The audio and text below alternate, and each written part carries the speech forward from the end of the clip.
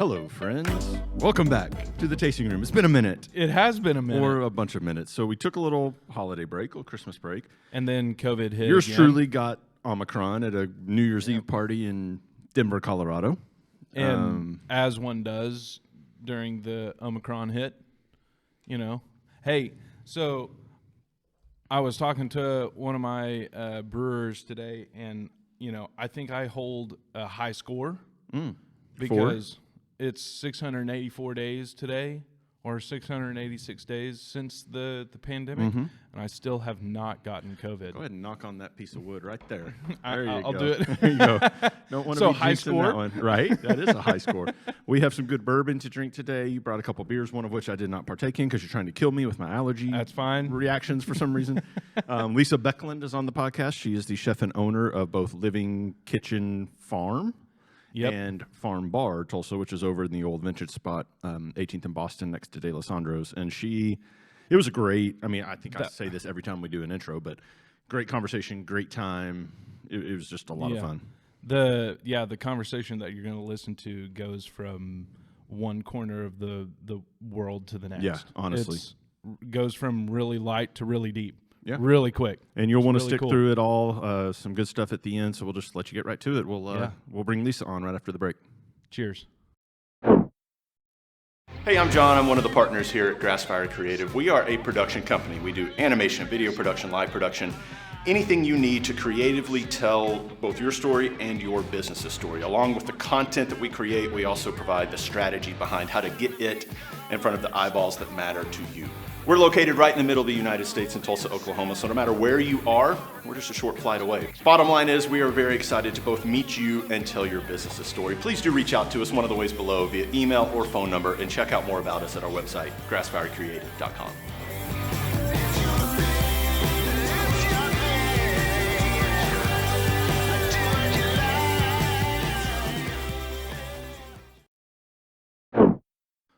Okay, real quick. You're not Lisa. No, I'm not Lisa. We had a little bit of a technical issue that you can totally blame me for. So this podcast, we just wanted to give you a heads up. It's going to sound Just a little bit different. not quite as good as we sound right now talking into these microphones because yours truly forgot to do mic checks and didn't realize that we got zero None. audio out of Lisa's microphone. So I did some editing magic, put some filters on. So what you're going to hear is actually audio from the camera that you're looking at us through now. So it won't sound quite as rich, but you'll be able to hear the conversation and all that stuff. So we just wanted to give you a It heads still up. sounds okay. It does. It still sounds good. Yeah. So just a quick disclaimer. Most of our podcasts, if this is your first one, sound a lot better than this Truly. one will sound. Enjoy, Lisa. Cheers. Welcome back, everyone. It's been a minute. We It has did. been a long minute. I mean, we talked about it in the intro, but Christmas break, COVID break, thanks Omicron Yeah. for me. January was shut down. Yeah. Yeah. It was fun. You've been off, Miss Lisa, our guest. This is going to be so much fun. We're going to have to talk about everything that you brought, but let's start with you want to call it a vacation? Has it been a vacation?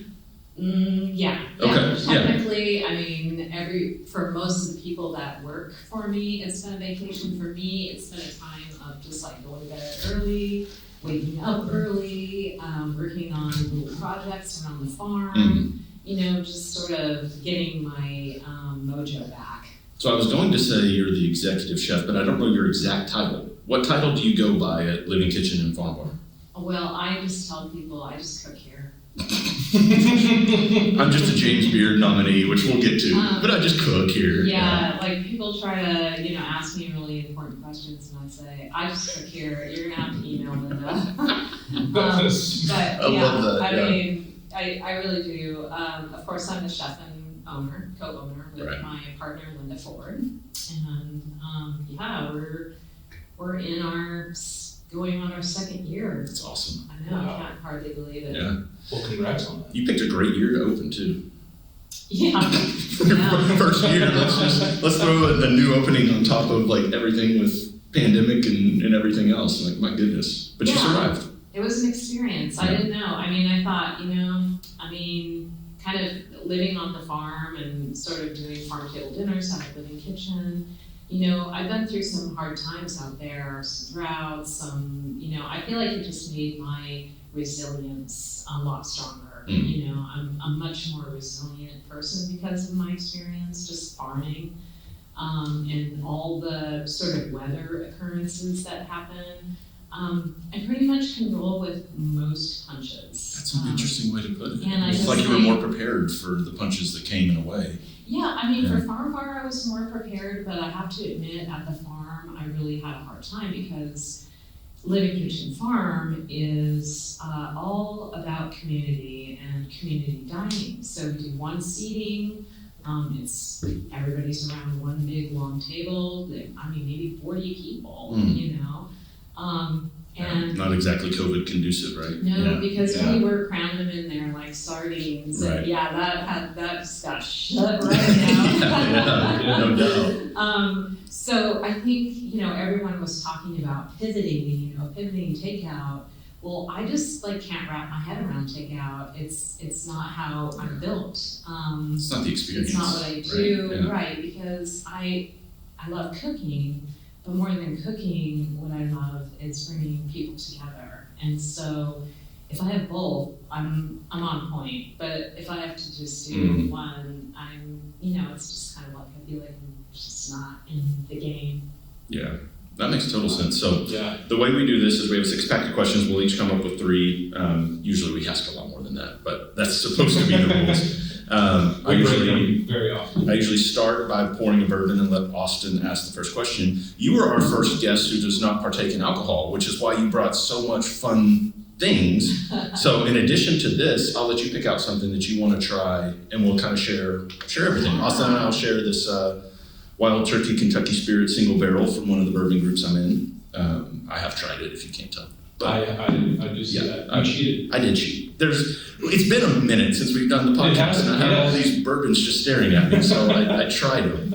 And the whole at least you're lined up for right, and then the whole rule of what is it, like old wives' tale? Like when you're sick, you just take like whiskey and some honey or something like that. I don't know. I tried it, and here I am. So I'm just gonna say it worked. So I'll pour this. I'll ask you a question, and you can pick something that you want to try over there too. Absolutely. Okay.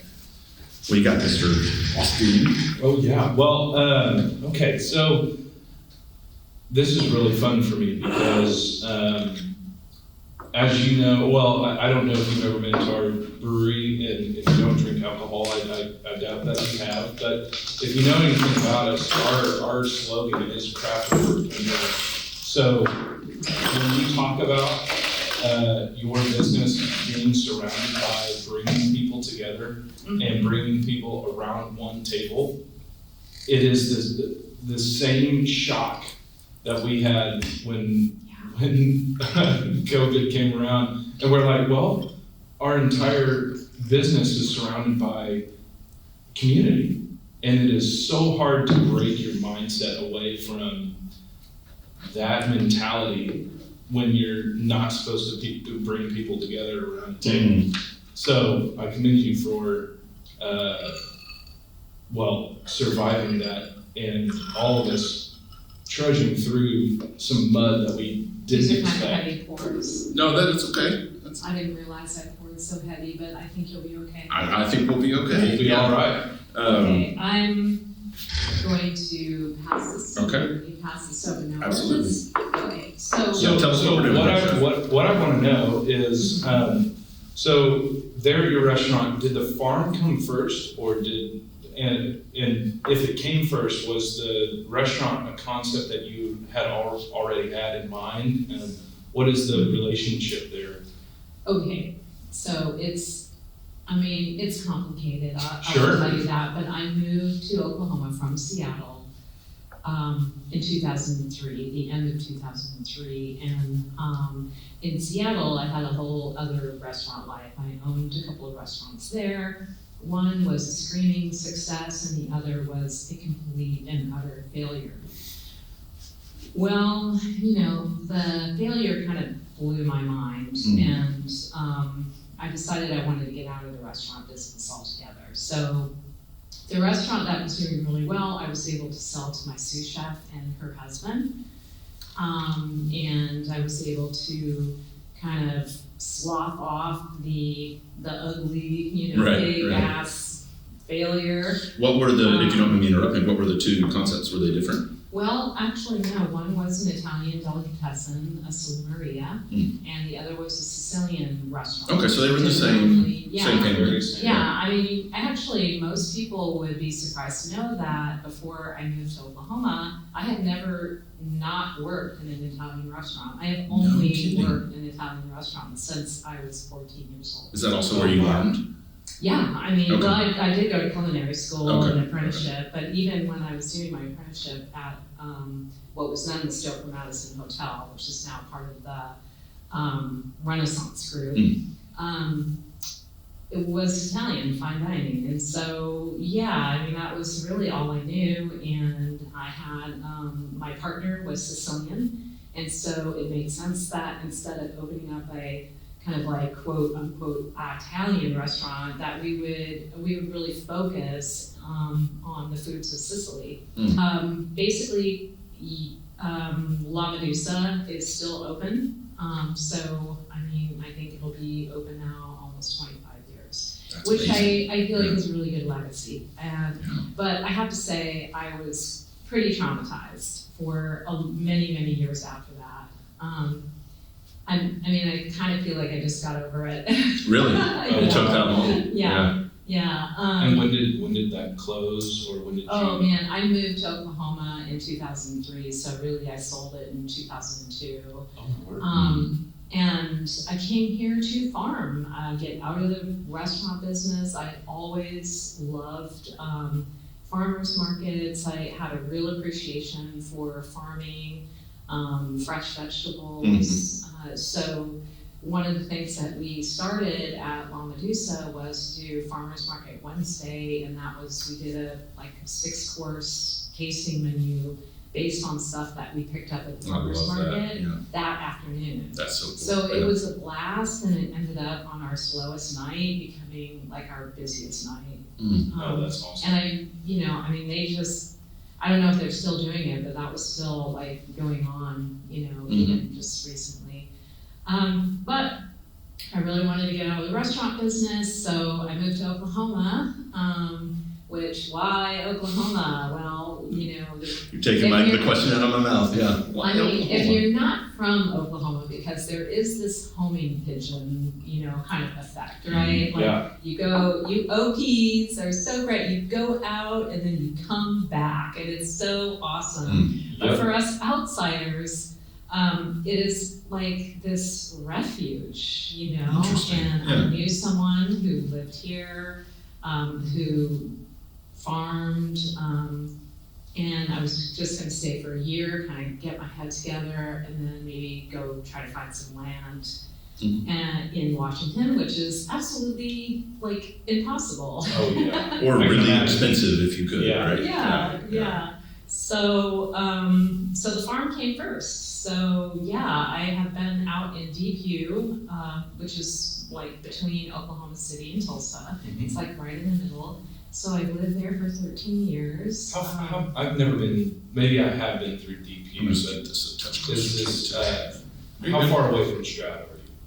Oh, just 10 minutes. Yeah, 10 miles. Okay, Gotcha. Yeah, you're right smack dab in Yeah, which is really fabulous. And there just happens to be an amazing log cabin on the property, which is beautiful. And so all the dinners are out on a screened-in porch. But the fact is that what brought me to the dinners was that I was a shitty farmer.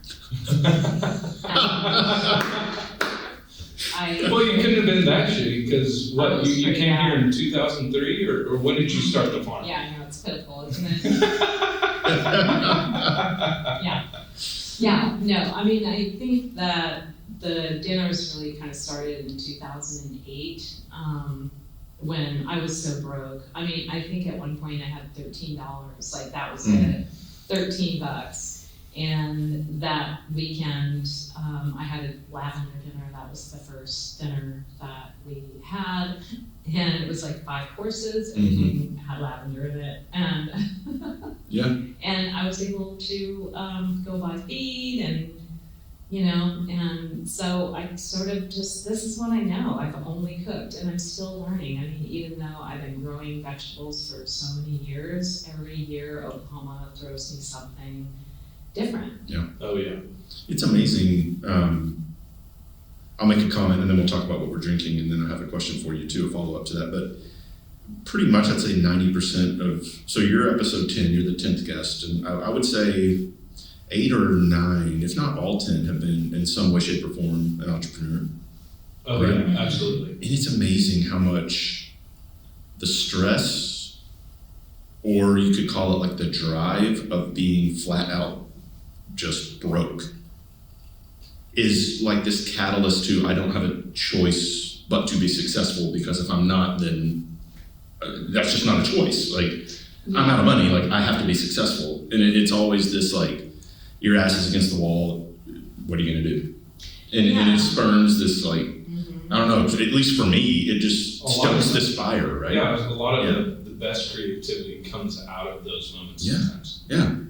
Yeah, I would have to agree. I mean, I often like, you know, would worry about the future, like, oh my gosh, I mean, I think like, it might be, I know a lot of women share this, where their biggest fear is becoming a bag lady. Not that, you know, I don't respect bag ladies, but I'm just, that's not what I want my path to be.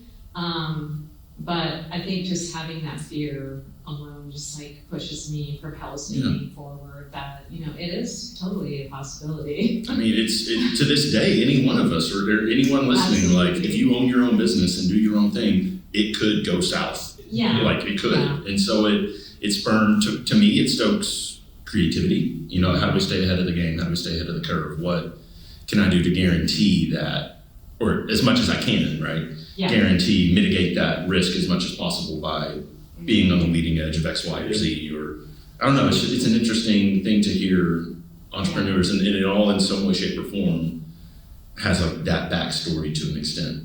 Well, and I also kind of feel like people in the restaurant business in particular are sort of like really at risk, because, you know, we're the industry that really doesn't have good retirement. You know, we don't get a lot of benefits that like maybe other industries might get. And, you know, because we want our freedom, we're kind of like, you know, badasses. It's like the anti-job or something, right? This is the way it's viewed. Right. I mean, you can get away with like going from place to place to place and, you know, still be okay. But where are you when you wake up one morning and you're 55 years old? So it is sort of like this industry doesn't really take care of its own. And I mean, I personally am trying to change that. I mean, all of my employees get a month off, vacation, paid.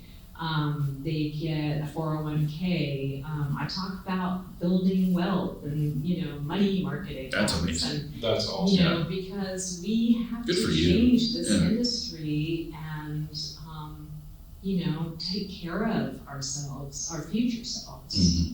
And of course, I'm saying that because, yeah, I am 55. You're at that point, yeah. Believe me, 40 even, I wasn't Sure. thinking about it. I was still badass in it, you know? Yeah. I can work 15 hours and not get paid, you know? It's like, not now. No, you know? not anymore. No. Gotta get paid. We all have those bills. Before we go on, what did you pour us? What is this? Yeah, okay, so one of the things that I wanted to bring would be. Cheers, by the way. Yes, cheers. to you Yeah. guys. Thanks for coming on, Lisa. Oh, thank you for having me. Yeah. Okay, so what this is, it is a redbud syrup. Now, these redbuds were foraged off the farm in the spring, and then we make a tincture out of it. That's delicious. That is really, really good. And so what I did was I poured it over wild blackberries. I do kind of like a, you know, your coffee pour over. Yeah. But cold. Pour it over basically blackberries, Oh, shit. little That's so overripe cool. blackberries. Yeah. And then what I've added to it is sort of it's almost like it's a botanical. So it's like, I guess the closest thing you could sort of imagine a gin being. So this is called abstinence. And the one in particular is called Cape Citrus, and it's made of orange, lemon, bay leaves, thyme. It's got lots of different things going on. It really does remind me of gin. Yeah. Yeah. It doesn't have that heat to it, which, that's kind of how we know alcohol is in something. Right. You kind of get that, like... You get the proof, you get the burn. Yeah. And I think that was the hardest thing for me to get used to, is that I kind of like that burn, I Sure. think, because it's telling my brain, like, hey, after this, you're We're going to gonna feel have We're drinking poison. Oh, Exactly, but I started kind of, going on this sort of journey 4 years ago, and I think what's really encouraged me is the fact that, like, if I go to like a really nice restaurant, they're, and like somebody, they have a wine pairing, but they don't have anything for someone who doesn't drink. Yeah. The bartender could make you a mocktail. Which usually are way too sweet. Yeah, It's like they substitute too much sugar for the alcohol. Yeah. And I mean, I actually think that's like rapidly changing, which is really great. But, I think again, when you talk about community, you have to also talk about hospitality, and you have to talk about the crossroad between hospitality and inclusion. And that is something that's really important to me, is that there's this, we're glad you're here, but it's like we're only limited in what we can offer you, And so it is basically like, that coming from hospitality into, what I just said is Yeah. No, you're right. inclusion. Yeah. Which is, and I'm like so profound right now. I'm just No, like, you're my mind, blowing my own mind. You're right blowing your now. own mind over there.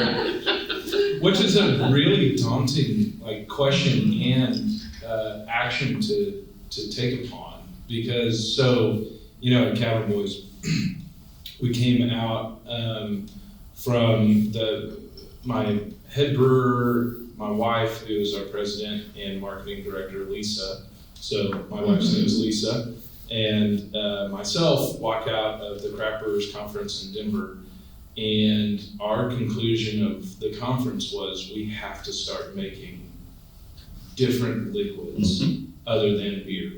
And what that is, we don't know necessarily just yet. It could be cider, it could be something non-gluten, it could be mead, it could be seltzer, it could be, I don't know if we're gonna dive into the seltzer world, but, and then obviously a non-alcoholic variety of based liquids, because our slogan is crafted for community, but the basis of what that really means is something different. And we're trying to redefine what that is at the brewery, and it's kind of scary for me because I'm a master brewer. I make beer as a living. Right. And so to, have a request of, hey, can you make a beer non-alcoholic? Or can you make something, the weird thing is that's outside of my profession. To an extent, but To an I also extent, think there's an opportunity there, because the opportunity's there. I recognize there's there's Athletic Brewing Company, which I've had, which does non-alcoholic beers. Actually, Heirloom serves a couple athletic beers. So I mean that it exists, right? Coors Light makes there are big places that make non-alcoholic beer, but the majority of them kind of taste like shit. Yeah. So if you can master that, I think the opportunity is there to just explode, right? Yeah, and of course, and that's where I'm kind of going with is the fear of I make a really good product. I think so, and I'd agree with that. Yeah. But then going into a completely different realm that's I haven't studied it. I haven't really developed talent in that, and then to bring that into fruition, that's a daunting task. Yeah. Yeah, I think that the closest thing I can really relate to is, all the dietary requests that, I have to kind of be adapting to. And, Kat our baker and pastry chef. She makes amazing bread. The best bread in Tulsa. And I'll say really, it. Yeah, I mean, and you know, we eat gluten-free, you know, that's something that was sort of a hiccup, you know, and she worked on it hard to make gluten-free bread, and it's fabulous, but you know, it was like, it didn't come natural. Yeah. Right. You know, like gluten-free pasta, that's not really pasta to me. Sure. And I think this is how I have to look at this, is that these aren't really beers, you know, I mean, I think It's a good way to look I at have it. to, like, because I really like, although Linda told me, that real beer drinkers don't kind of poo-poo IPAs, is that true? Oh, I Real disagree. Like real I beer love connoisseurs, IPAs. really, okay, I don't think so. But Okay, Pilsners and lagers, I feel like, are Yeah. the hip, like, yeah. anti-establishment, you know, Man. but I love them. Yeah, no, Yeah. she's like, That's crazy she that you loves say sour lagers and beers. pilsners are hip now. And I feel like it's come full circle, right? Yeah. It is. I think we're breaking over. For a minute, like Yeah. hazy IPAs were that. Yeah. You know? I mean, sour beers. Sours, I mean, yeah. they don't taste Yeah. like beer to me. I mean, Yep. at all. I mean, even though I know they're brewed in the, you know, kind of traditional manner, I really don't know shit about it. But You're fine. You're talking to the But- right person. but anyway, you know, like, how do we call that a beer? But at the same time, it's sort of like, okay, so I brought a few of these non-alcoholic beers. I don't really want to call them beer. You Sure. know, because I don't want to compare, because I'm going to be disappointed. How do you feel about that? Would you call non-alcoholic beer?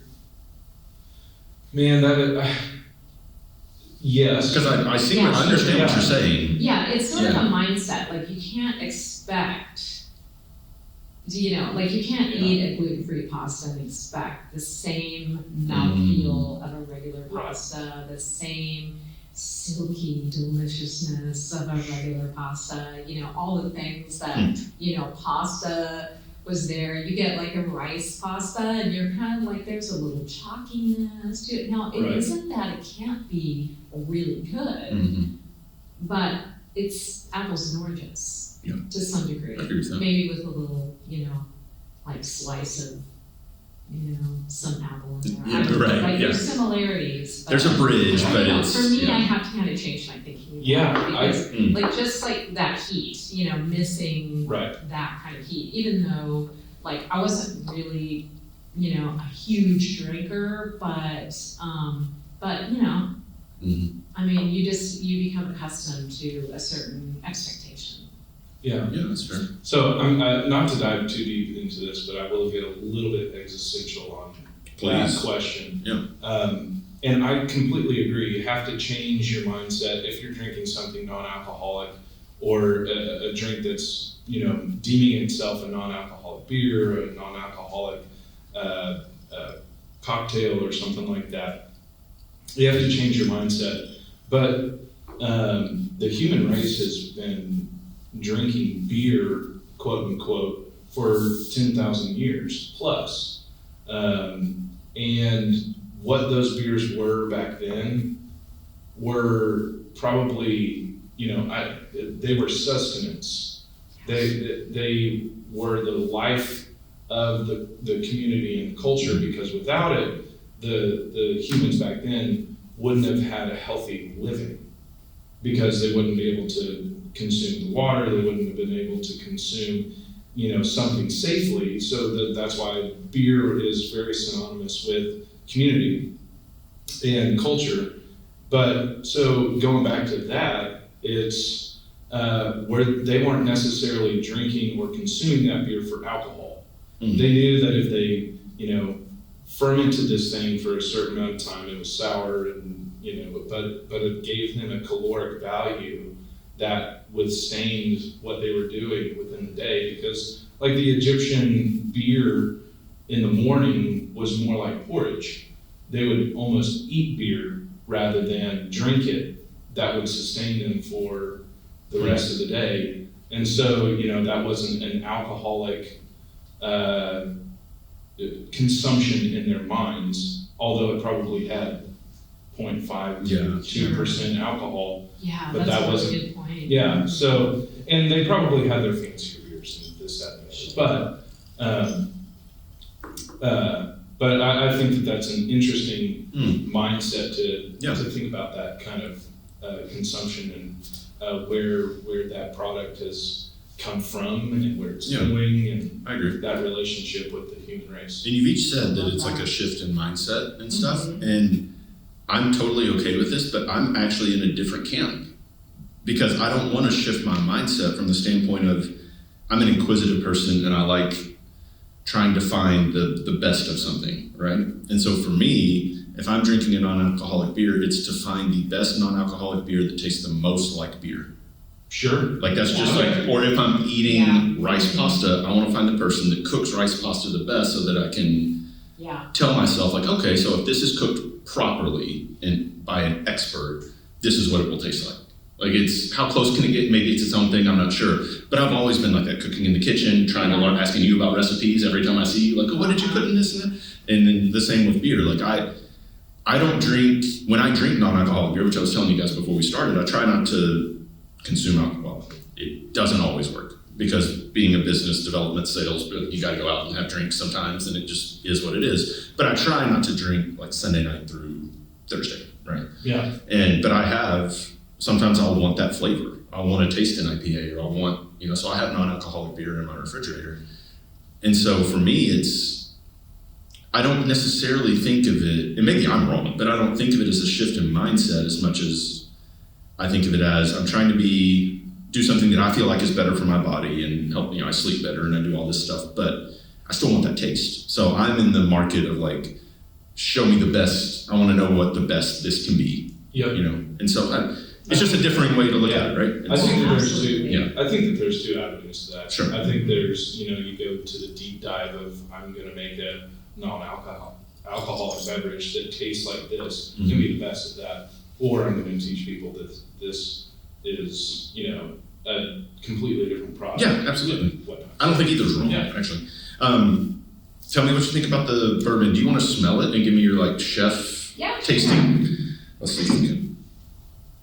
Yeah, you can kind of smell it on the cork. If not, I can pour you a little bit in the glass just to sniff. But I'm curious where your chef mind takes you as far as like a pairing or something, because I get a lot of. It's been a long time since I've smelled it. Yeah, like cinnamon and caramel and like. Yeah, this is really smooth. Mm-hmm. This is really cool. The burn on this, like you were talking about, it's 101 proof. It's wild turkey. They stayed with the 101, so it's a little. I brought in like 132 and like some stuff that's like really puts hair on your chest. But this one I think is right in my sweet spot. I figured out that I like between 100 and like 115 to like 18 is my spot. Above that, it needs an ice cube, and I'm like, golly, like heartburn and indigestion. Jesus. But this is to me right in that. Right, this is really good. On the nose, you get a lot of, oh goodness. I had the tasting notes in my What would you pair it with off the top of your head? Would it be like a dessert, like something sweet? I mean, it could kind of go either way, because it might, like, this is something that would go with a really nice bowl of mousse too, like pork. Yeah, absolutely. Something with some nice fat to it. That kind of brings that caramelization, too. But I mean, I don't see much that it wouldn't really, especially chocolate. Yeah. Oh yeah. Yeah, you're right. But I'm pretty naive about, in all honesty, I have no idea. No, but I think you're right. I'm just curious I love the chef nose in mind, because it's like, sometimes it'll, like, I wouldn't have thought of the pork, but then when you said it, I was like, oh yeah, it's gonna be perfect there. That's interesting. Yeah, I mean, just like wines, where I think the school of thought is like, fish, white wine, meat, red wine, but I mean, there's so many different varieties and different, that it's really about what you love. The wine that you really like is gonna really go with anything, especially if you're in good company. That is always a secret ingredient. That's true. That's the most important ingredient sometimes. I guess I should ask a question, huh? We've just been sitting here talking. You were going to ask me a question. I know, I was. And I think one of us went on We got squirreled off on something. I feel like I've said this before, but I always start off my questions in like this weird space because I like to ask people about their fears and about and so without ripping the Band-Aid off or like reopening the scab, you mentioned that you just got over kind of the lingering fears or doubts or whatever about a failed venture. What specifically was it that took the longest to get over? Was it that you thought it would be successful and it wasn't, or like where? Wow, you're going right there. I am. I'm curious. I'm up for it. Okay, good. Because you can say, fuck off. Like, I don't want to answer that. Yeah. Well, I mean, and it is like really, like it's very personal, but I think that people need to know that they're, like it's okay to feel these things. Yeah. Is that I just felt like a failure personally.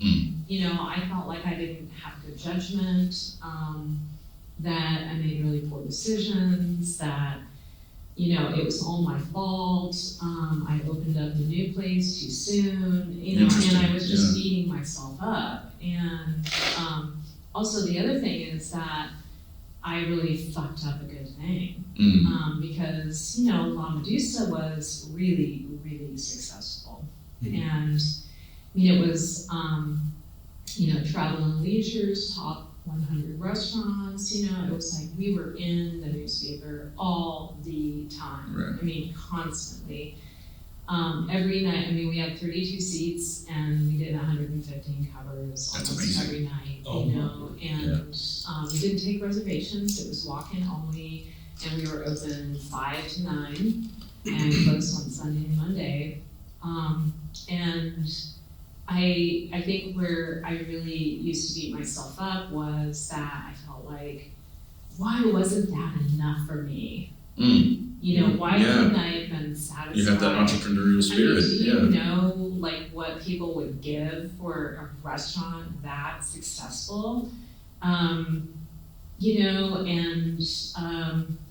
So I really just like hated myself. That's interesting. Yeah. So there was just a tremendous amount of shame around it.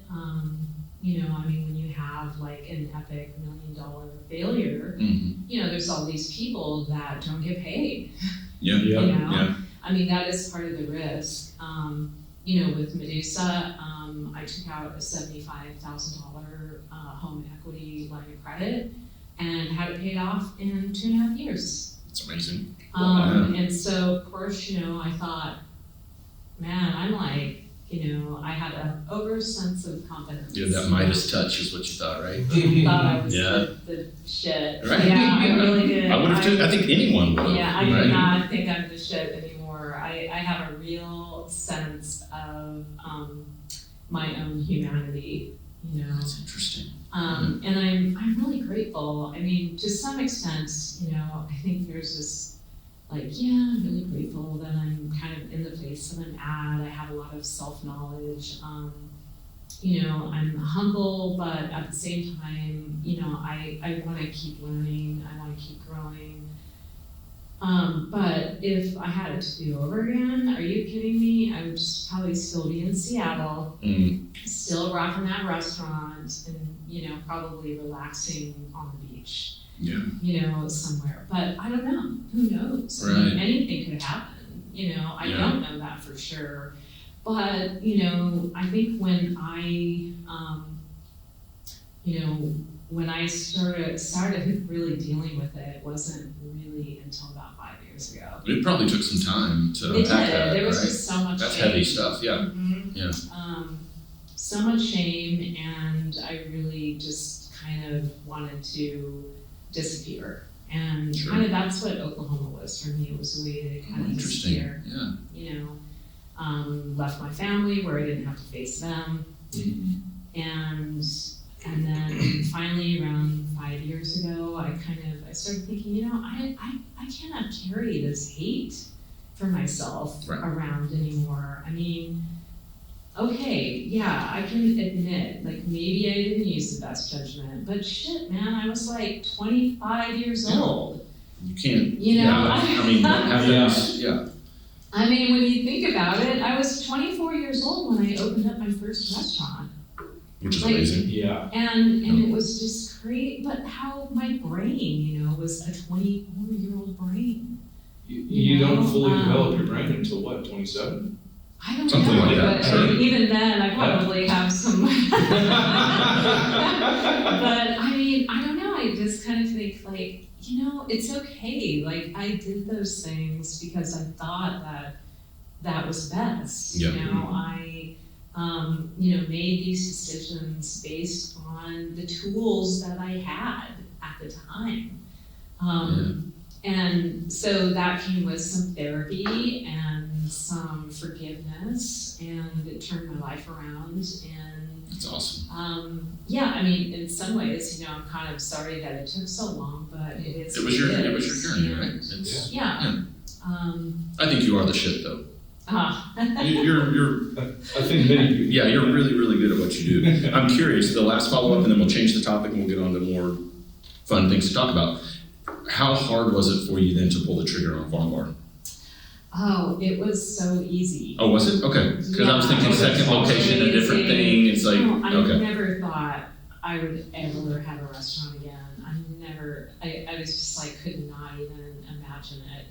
And I just kind of started thinking, gosh, the farm's doing really well. Like, we're definitely in demand. If there's going to be a time to do anything for my future, it's got to be now. Now, one thing about the farm is I don't own the farm. It's not mine. I leased it from some amazing people who I love dearly. And they're the ones that built the cabin that we do the dinners in, and they have been a huge support for me and Linda. And we're so fortunate to have landed there. But we don't own it, and at any time, anything could happen. We have a lease, of course, everything's going well, but you just never know, right. And I was sort of at that age where I needed to kind of think about the future a little bit, and what would happen, where would I be if something were to happen to, the family that owns it, and they needed to sell it. It's 400 acres, I could never buy it. Especially now, where housing, property prices have gone up. So I started thinking about what I really wanted to do with my time, and I started really enjoying being in Tulsa also. I loved the way that things were sort of advancing, culinarily speaking, in Tulsa. The farmers market, I'd been involved with the farmers market for, since I moved here. But I thought, is it possible to have a restaurant? And at that point, I had forgiven myself, and I kind of felt like I could use those mistakes as tools to help me, maybe not make the same mistakes. It's all a learning process, right? But I drove by the old vintage wine bar, which I frequented a lot with I miss everybody that. else in Tulsa. I'm glad you're there, but I miss the aesthetic of that place. I do too. Yeah. I do too. I was just in there yesterday thinking like, oh my gosh. In the new vintage? Yeah. No, I mean in Farm Bar. In Farm Bar, okay. Just remembering the vintage vibe, right. Just all the things on mismatched the wall. Furniture. Yes, in the bathroom, it was just a really special place, and I think it will always hold a special place in people, in people's hearts like that. And I think the new vintage is super cool. It's like totally different. It's like a New York City hotel lobby bar or something, even feel right? Like Tulsa. Yeah. It's so great. Yeah. It's really cool. It's interesting.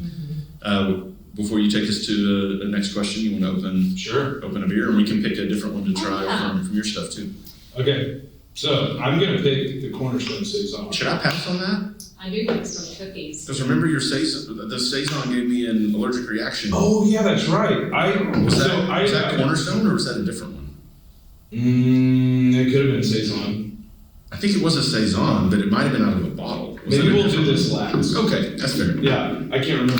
So there's something about Saison and wild beers every once in a while. I had one that Rapture brewed last night that did not trip my allergies. But usually American Solera, wild beers, and Saisons, I start sneezing and I get stuffed up, and it lasts 30 minutes and I'm fine. And Austin's a couple episodes ago did the same thing. It might have been the Saison. I honestly was walking out of the brewery and I picked out Uh-oh, you're okay. I picked up what I was craving, to There be you quite go. honest. No, that's fair. Like, I want that. Ask your question. I'm gonna grab us a towel real quick and you guys keep going. Yeah. Well, I'll talk about the beer that I'm gonna pour first. This is Piney Pills, which is really cool. When we were brewing this, we were saying that it was kind of like a winter lager. And the only reason on that is because we chose some hops to dry hop this beer with that would make it taste piney. And Ooh, I love that. yeah, so it's got a really crisp and easy drinking body, but also at the same time it has this like definite woodsy, piney.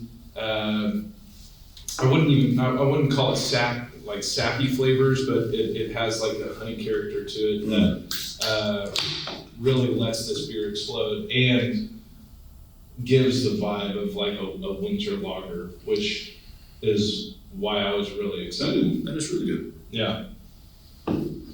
Well, I've opened up What have you opened up over there? a Surreal Brewing Company 17 Mile Porter. Okay. I've never tried this before. These are all new to me. Have you tried many of these non-alcoholic beers that, I think, what were we just talking about, the local, Trying beer to from think. Oklahoma? A brewery? Yeah, Academy? What am I thinking? Athletic. Athletic. Was it that one? Yeah. You were close. You were close. Sorry. Yeah. I don't think they're from Oklahoma, are they? They're not from Oklahoma, but you can get them here. Oh, okay. Oh, Yeah. okay. It's actually somewhere up like north. northeast or somewhere. Okay, Yeah. okay. Yeah. So, this might be kind of fun for Absolutely. you to try. Cool. Yeah. I had to, so I graduated from Duman's Academy in Munich. And in school, they had us drink 4 or 5 different non-alcoholic beers, but Okay, this kind of tastes like old coffee. I definitely get coffee and I get like a oats or Yeah, like some sort of like an oatmeal-y like. it's kind of like it got left in the fridge for a while. Yeah. sure. But you know what? It's not bad. If it's, Yeah. if it's going for a non-alcoholic beer, that's kind of a refreshing porter. It tastes a little bit watery, but Mm-hmm. Yeah, it doesn't have that thick, like Mm. creaminess, right? Yeah, you get interesting. the coffee. It is kind of coffee-like, isn't it? Yeah, I do get some coffee for sure. You know what this would be good is like in a float. I was thinking that, like put it over some ice Yeah. cream or something. Uh-huh. Right, like that would be kind of neat. I remember that was the dessert I had the last time I ate at Farmore. Yeah. It was the Kat loves the to float. do that. Okay, so this is the Groovy Stout. Oh, So okay. two- okay. All right. Two dark. yeah. That one. So So as you're pouring we'll that, have lost Mike, it first. There you go. you mentioned earlier on in our conversation that you were a shitty farmer, and then you said that the farm is actually doing really well. This one's better. Obviously with farming, it is a long and arduous project to take on farming, to raise all of the vegetables and fruits or whatever that you're growing is a long process. It's a sit and wait. Well, Yeah, obviously exactly not. right. Your farming is really hard work. Oh, It's not, people think, oh yeah, I put a seed in the ground and then I sit on my hands and wait until the next. It's not And then necessarily. We reap the bountiful harvest. And We have flowers in our hair. Right. Is that not the way it is? so what was your? Right. What was your journey like from calling yourself a shitty farmer to? I mean, it seems like you said that the farm has come around and is really successful and is supporting the restaurant, and seems like everyone loves what you're producing. So what was that journey? Because Well, I have to tell you that I'm cheating because it's not the farm itself that's successful. It's the fact that we started doing dinners on the farm. So now I can grow a lot better now. I will just say, Yeah. I'll give myself Give a yourself little credit pat. for that. I can Yeah, grow some yeah. things, right? You're here. Yeah, I mean, believe me, I am no stranger to a beat. But we started that first year, we started doing dinners out at the farm. So they just took off. They just like went gangbusters. So at first we were just doing it once a month, and that was just paying the feed bill, gas, and then I would sell, $500, $600, $800 worth of produce at the farmer's market. And then the dinners started like way financially outweighing anything that we could have made at the farmer's market. So I finally quit going to the farmer's market and just started growing for the dinners. And so the dinners are Friday and Saturday nights. I mean, again, I did start out just doing like once a month, and it was basically just like, my crack hit so I could go buy more seeds. It was just like Right, it was feeding It was feeding my farming addiction, right. that I hadn't quite mastered enough to make a complete living off of it. Sure. So the dinners were kind of like, supplementing, but then they flipped. Then the dinners started really supplementing the farm, which was, the dinners saved the farm ultimately. Because I could cook. I might not have been able to grow like commercially as much as that, that would have afforded me, like a steady paycheck. So I did know how to cook, which was great because that's just sort of what folks wanted at that time and now. But in 2019, we had our record year. I mean, we were like, once we put like reservations on sale, which were 3 months, it would take 10 minutes for the whole, like we once sold out the entire year in 15 minutes. I remember that. Because I tried to get some reservations and couldn't. I was like, that went quick. It tells you really that people are craving community, and of course, great food. I mean, they want great food and they want an experience. But it's a whole night. I mean, it's the whole evening. So it's like, it's movie, and it's like, what is it, dinner and a show. I go out and tap dance here, DJ here. Yeah, I go out. I like to think I'm a comedian, so I might crack some jokes or whatever, which it really upsets me when people don't laugh. But then, Noted. Always laugh at Lisa. Yeah. I think I'm really hysterical. But That's the best attitude for a comedian. Yep. yeah, that's really what I mean by the farm is successful, is that the dinners really made the farm successful. Okay. I think you said the key word though. I think it's, because I was going to follow up to that and ask why you think it took off like gangbusters, the dinners, and I think you said it. I think it's, what is it, 30 minutes, 35 minutes from? 45. 45 from Tulsa? Yeah. And so you feel like you're going somewhere not normal, right? Yeah. But I think the E word, I think the experience, I think that's what you guys did a really good job of crafting a really cool and unique experience that you just, unless you own a farm, you can't really get that feeling. Yeah, and I think, when I say like, it's a whole evening, we do the farm tour and then everybody goes up to the cabin and has dinner. But, it's really evolved over time. I think that there are two groups of people that probably get the most out of the experience, and that is someone who has never been on a farm before, and the other is the people who have grown up on a farm and moved off the farm and now live in the city. But they have childhood memories. It's like that escape back to, They're so nostalgic. I mean, it really sometimes brings tears to my eyes. That's awesome. Yeah.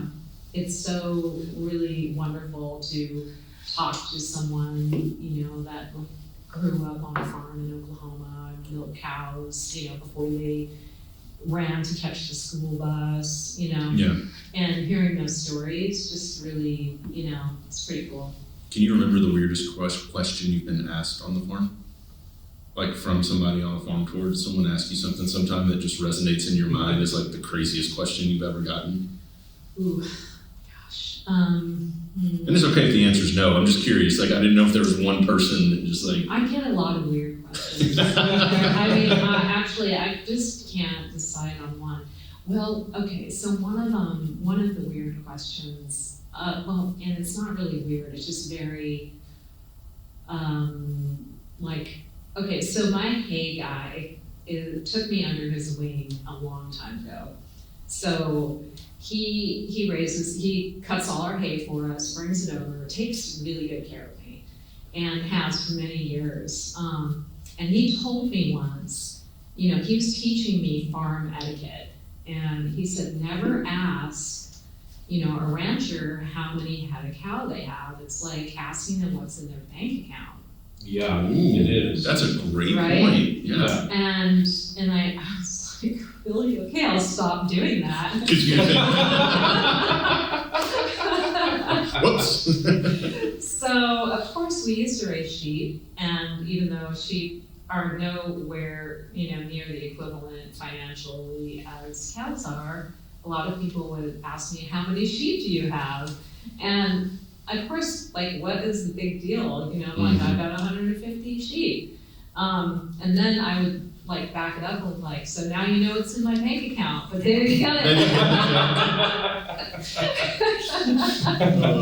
So sometimes my humor falls flat. Right. I can't tell you congratulations, you're the first person I met that has a hay guy.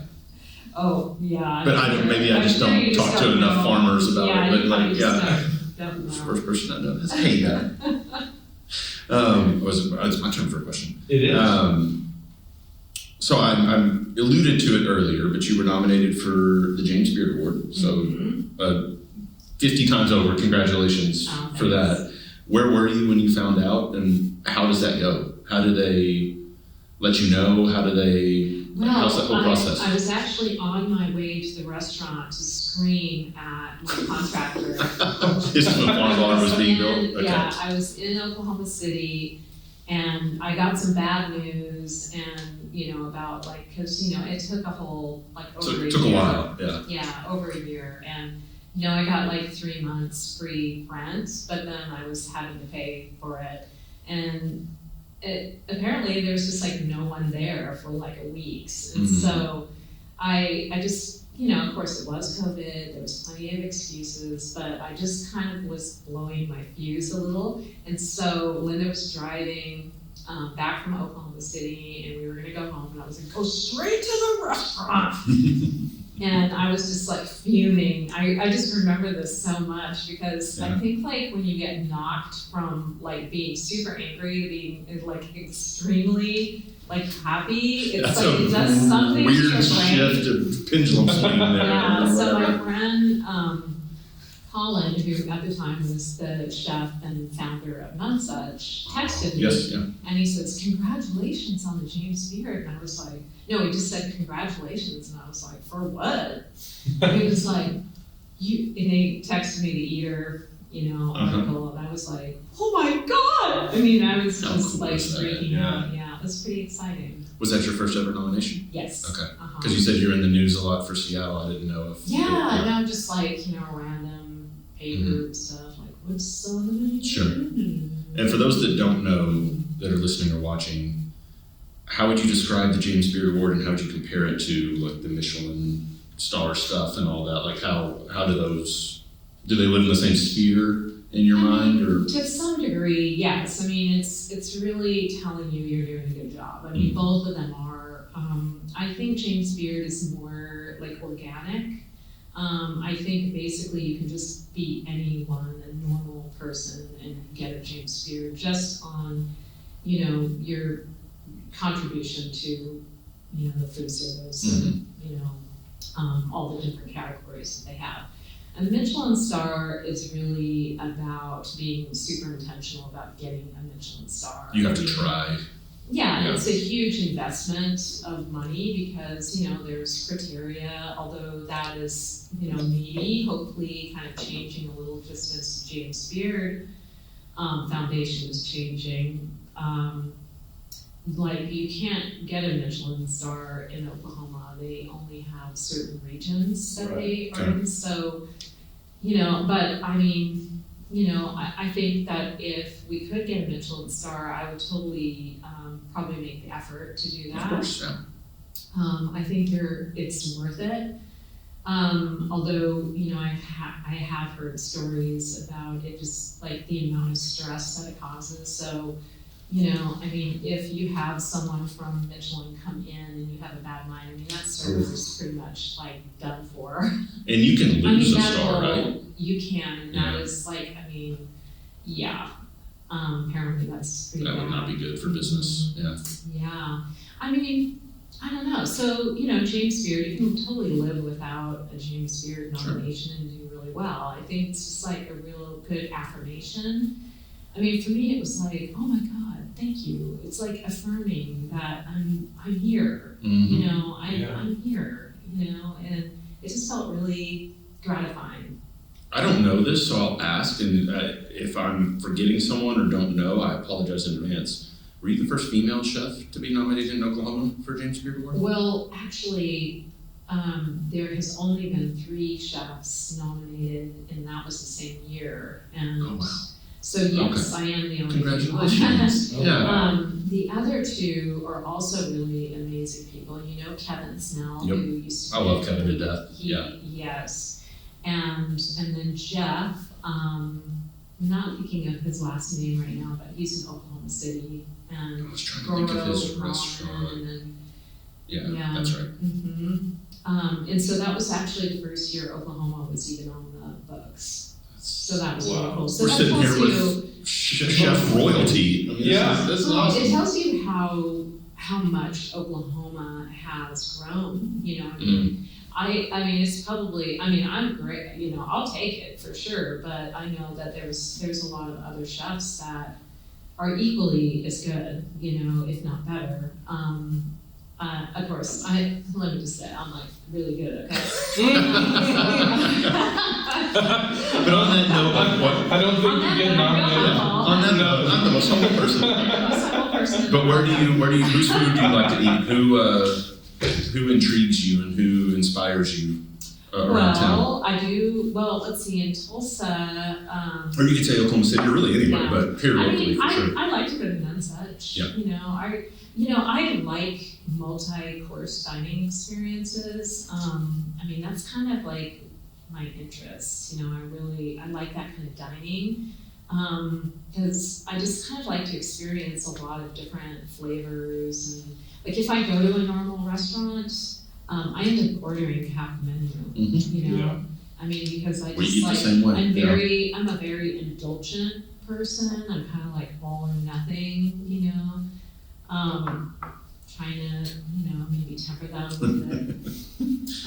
But That's why I like Restaurant Basque downtown, because it's the Spanish style tapas, like smaller plates, and you can order off the menu. Yeah, and I honestly, I've been trying to stay out of places only because I don't want to close the restaurant down if I get COVID. Right. Yeah. So I think even like my whole staff is been, we're probably working at like our normal go out and eat kind of thing.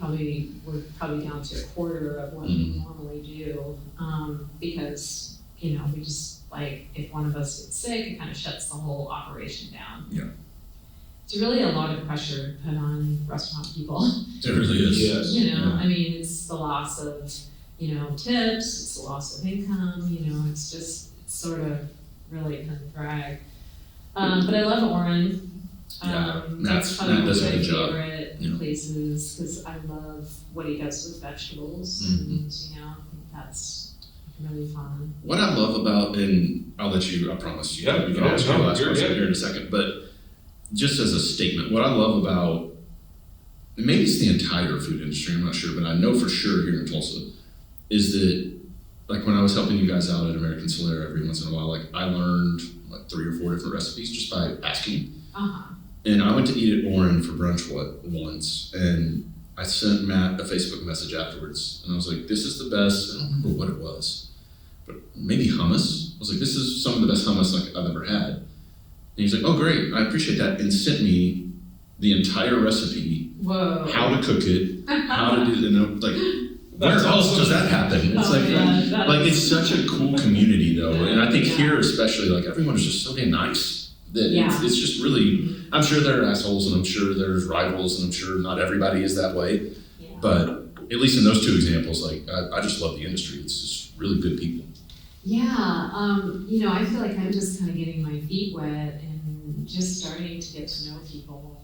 Even though we've been doing dinners out on the farm, I don't think that, we were really looked at as like a real restaurant, before we opened the farm bar. So I'm still kind of like, luckily, like my crew in the kitchen, they know people, and they know the community. You put together a good crew, yeah. Which is really fun. But I kind of feel a little green, that I just don't really know a lot of people yet. I'm just sort of, dipping my toes. It's funny because so many people know you, right? Or know your food, love you, know what you're doing. It's just funny to hear that. I mean, there's like people I want to know. Like, I love Matt. I'd love to spend more time with Matt. I'd like to, really kind of reach out. I think in Seattle, I think the community in Tulsa is pretty tight. I think a lot of people sort of, who are from here sort of have recycled through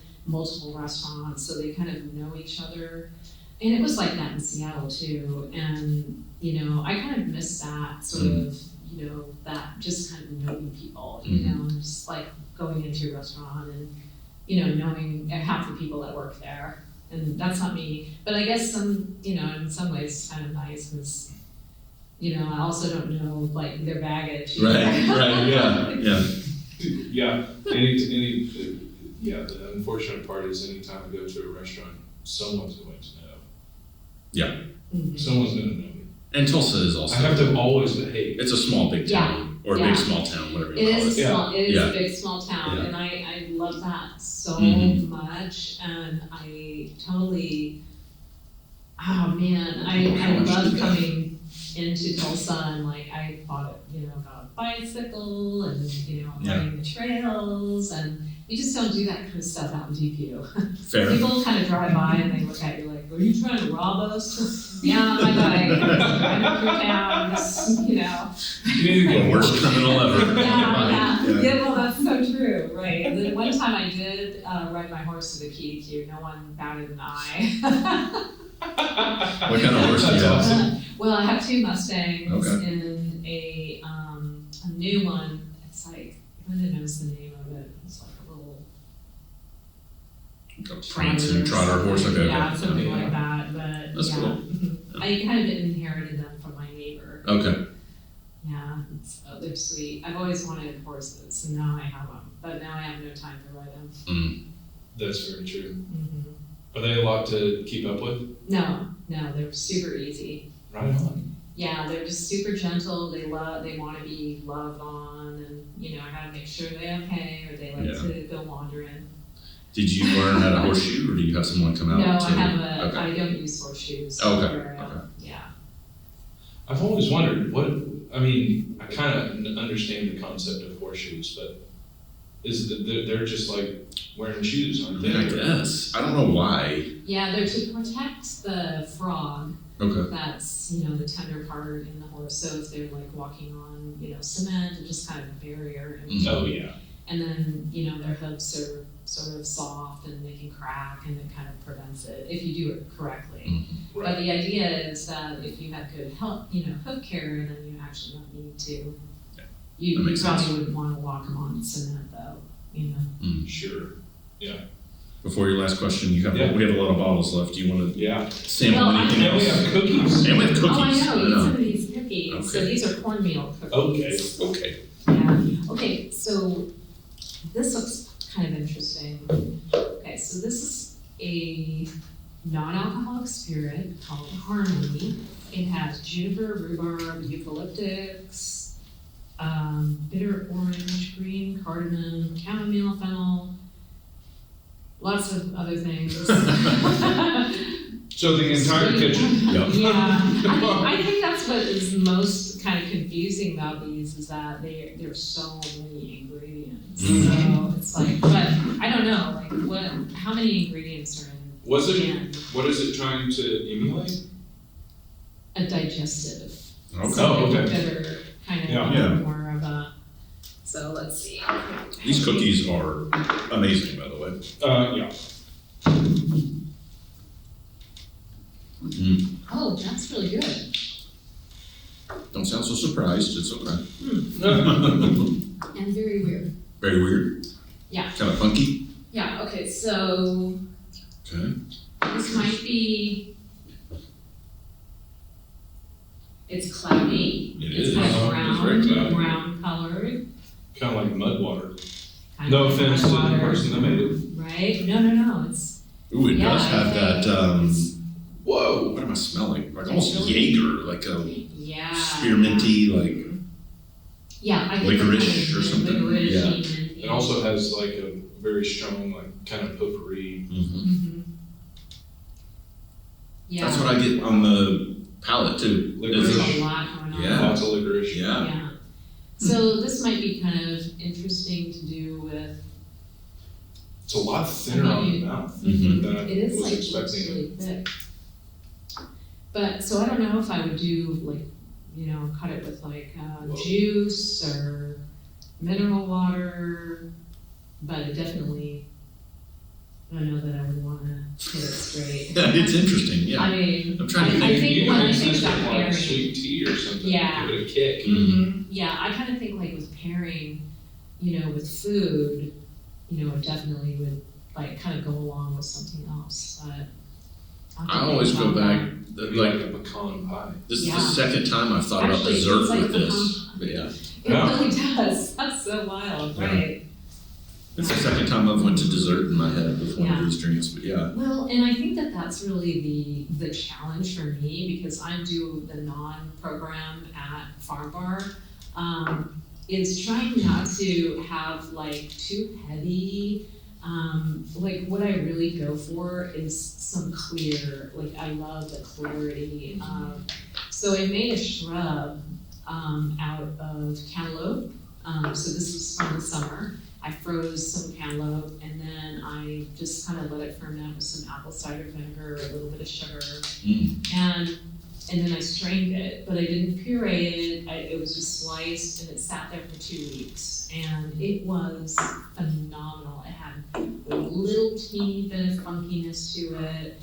It had a tiny bit of sweetness, but it wasn't sugary, and I think that's the biggest challenge I think with doing like a non-program is not to have it overwhelmingly sweet, Yeah. simple syrup. Because, to some degree, like with alcohol, you're getting a lot of, you're kind of getting, your body's making a lot of sugar, out of it. And so with a non-pairing, I mean, you are gonna drink a lot of sugar if, you're just having juice. So it's a way, I try to figure out a way that I can like not do that. Yeah. So it's definitely been a fun journey. I don't use a lot of these kind of mixers. I try to just kind of do like natural sort of shrubs and, light juices. I strain them like 3 times so they kind of have a lot of clarity. Some kvases, that kind of thing. That's that was one of the most unique things I've had. Yeah. In a while. Yeah. Also, this cookie is really good. I can't get over the cookies. Yeah. Cookies are great. So you have a final question. You're up, buddy. So being removed, just a little bit from Tulsa, which I grew up quasi on a farm. So I grew up in Broken Arrow, and then I moved out to Claremore on 70 acres when I was a preteen. So I had a 4-wheeler and a 22 and a 410 to go shoot squirrels, get in trouble. You just all of a sudden sounded real country. I can go there pretty quick if I don't watch it. Right.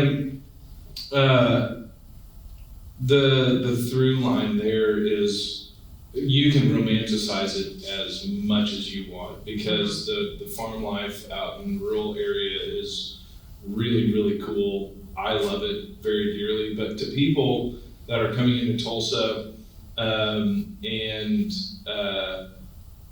really finding out what you're doing out on your farm and at your restaurant for dinners, how do you see that correlation between the two and what you're going to present to people? Like, you're bringing them into a world that they're not used to. Yeah. People that didn't grow up on a farm, we're getting a lot of people from California, New York, Colorado, or Denver, places that you would be grown up in a metropolis. So that relationship has to be intrinsically interesting to see them come into your place, because you got the James Beard Award or a nomination, and you're known as a wonderful chef. So you're going to pull those people in from all over, from Oklahoma City and Tulsa. That's going to be an interesting conversation. So what has it been like with that experience from, you've come from Seattle to Oklahoma and experienced that yourself. So communicating that, what has that been like? Well, it's been kind of a responsibility. I recognized that immediately when we started this, is that people, well, first of all, you have what you just said, but then I want you to add prepay. Right. Okay, and then you're gonna sit at a table that you don't know anybody, right? Right. So people who do make the leap, they are prepaying. And it's it's like $120, Sure. So it's a commitment, and they show up and they are extremely vulnerable. You can just see it on them. They drive up this janky, gravel road, and Which might be the first. you should see some of the cars that have come up. Don't bring that Audi out here, just rent a truck for the day. Exactly. And I recognize that they're really vulnerable, and so as a team, we have taken custody of their time. Yeah. So That's a we great way have to look at to really be on the ball. We have to really make sure that we introduce people to each other. So my partner Linda is amazing with names. She can meet you one time and she will remember your name for years and years and years. I can do that so Oh, me too. But it's her superpower. It truly is. And she can put two people next to each other that don't know each other, and they will exchange phone numbers at the end of the night. It is That's awesome. It is so amazing. But the biggest thing is that people feel taken care of. So they feel like they're not going to get injured. They're not going to get killed by a coyote. Coyotes are scared of you. Because honestly, there is a little bit of adventurism, but then there's am I gonna hate this? Oh, and then, not to mention, I never tell people what the menu is. That's my favorite part about that's so cool. Yeah. So they can't make me, I wanna know if they're vegetarian or vegan or gluten-free, or they have an allergy, but other than that, You give them if I remember right, you give them a vague direction that you're going in from a seasonal type thing, right? Okay, so the farm we do themes. Right. So we'll do the heirloom tomato dinner. Oh, were you talking more at farm bar too, where you don't tell them the menu? Yeah. Well, right, at the farm for sure, we just do the themes. At farm bar, we don't do names. Right. We just, that is and the menu at farm bar changes all the time. So we really can't post a menu. because it can change like tomorrow, Yeah. you know. But yeah, so I think it's a matter of really just, you know, taking care of people, making sure that they feel cared for, that we're gonna make sure, like, we have all the first aid. You have that hey guy on speed dial and be like, we need hands, get over here. Yeah, exactly. Trust us, we have the Wi-Fi. You know, most of it is dealing with their discomfort of sitting at a table with people they don't know.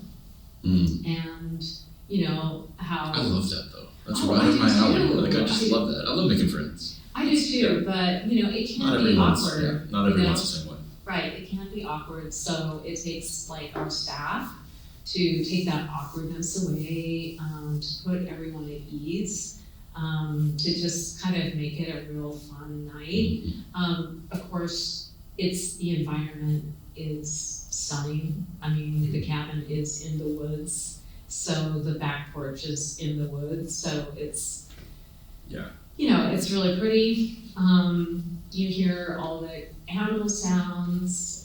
One time a possum came on the porch. That was really exciting for everyone. During dinner? Yeah. Oh, sweet. Yeah, just like wandered right up the stairs. Did you make a joke out of that when you brought the next course up? Pretty much. 'Cause you should yeah. have. I mean, I Here don't know, was the sometimes possum. I just think if I ignore it, they won't notice. But you know, it has its challenges too. You know, I mean, the cabin definitely is wonderful, but there's a lot of upkeep and there's a lot of challenges too, keeping the wildlife out and, you know, all the, you know, things. Oh, yeah. You know, the wild. Yeah. So I'm gonna I don't know if you want to drink the Saison, because I think that you did sneeze for about 30 minutes. Oh, pretty much. Yeah, I'll pass. I still have some pills left, so. Yeah, and if you want another one, you can I appreciate go for that. it. Yeah. But I'm going to have one. Do it, Because to go off of what you're talking about. So, our namesake at Cabin Boys Brewery comes from a cabin that my dad and I and a friend built together out on my parents' property. And so I get that. I hear your yearning to try and just describe the beauty that surrounds that cabin and what that means to you. I really understand the depth of what that statement is. And because, it is a lot of work. It's a lot of keep. We have to, seal the cabin at least once every 3 years over again. You gotta build the stairs again. You gotta prevent it from rotting out or whatever. So ours is probably not as up to date as yours, maybe, but maybe not. Ours is literally a log cabin that we put together with literal trees that we cut down ourselves. Oh, that's really cool. Yeah. Yeah, the family, the Oakleys who built the cabin, I mean, they did an amazing job. And, I feel like I'm, just trying to keep it, good. But I've replaced all of the plumbing. A lot of the electrical is new. A lot of the things that I've done for upkeep are things that you can't see. Right. But we don't have heating or air conditioning other than a wood burning stove and a huge hearth. So when we were doing dinners in the winter, what we do is we put plastic around the porch, around the screen on the porch, and then we have a few blue flame heaters out there and blankets, which is really nice. But that is and Linda and I used to cut the wood, all the wood. Wow. That's awesome. I mean, now there's no way. I'm probably going to get a chainsaw started at this point, but no, we now we buy, Buy the wood, yeah. But still, we gotta stack it and, make the fires and make sure, everything is. I mean, I think like a lot of people that come to the dinners, I don't want them to know all the work that we put into doing them, but it is a lot of work. They probably, if I go to a place like that and someone that really knows what's going on, they see that kind of thing. They might not spell it out to you, but I Right. know in the back of their brain, they're calculating how much work went into that one event. Yeah. So you probably have hosted more people than you know that really understand. Well, everybody wants to live there, and then I Yeah. have to tell them, no, you don't. You really No. I don't think you can't, you know. I'll tell you why, you know, it's like, no, really, tell me the truth. You can't handle the truth. But yeah, it's just Great movie. like the wood, you know, really making fires. It's like, I feel like I'm an expert fire maker, because Yep. also we live on a yurt on the property, on the 400 acres. That's awesome. I And didn't know that. so we do have electricity now, but for many years we didn't, and it was just like I plumbed like one cold water. Wow. And so we had water, a little bit of water outside, you know, and that was about it. And we had an extension cord that would run a light. Oh my And that was it. And a few years ago, I built like an addition. So now, you know, I hired an electrician to come out, but I did it all myself. The electrician came out just to make sure I wasn't gonna like burn us down. So do you define yourself as an Okie now? I don't know. I mean, I've been here. You're getting almost, close by like, that description. You're getting close. 19 years. I know, right? I hope so. I Yeah. want to. You've lived more of the Yeah. Okie life than a lot of Than I people have. Yeah. And if you want to know the truth, I went back to Seattle for Thanksgiving, and when I came back, I mean, I was really happy to come back. I mean, I just I love it here. You know, I really like it here. So yeah, hopefully, I don't know if you can call yourself that as transplant. We'll call Yeah, you an Okie. yeah. I don't know the etiquette for that, Right, but right. I'm just doing my thing, just, you know, There you I go. love living that. on Tulsa time. There it is. I told my wife so she's a transplant from Chicago, Okay. and I told her once she lived here for 7 years, she can call herself an Okie. And I think that's fair. and you know, I've heard a little bit more of a drawl come out of her mouth. Mhm.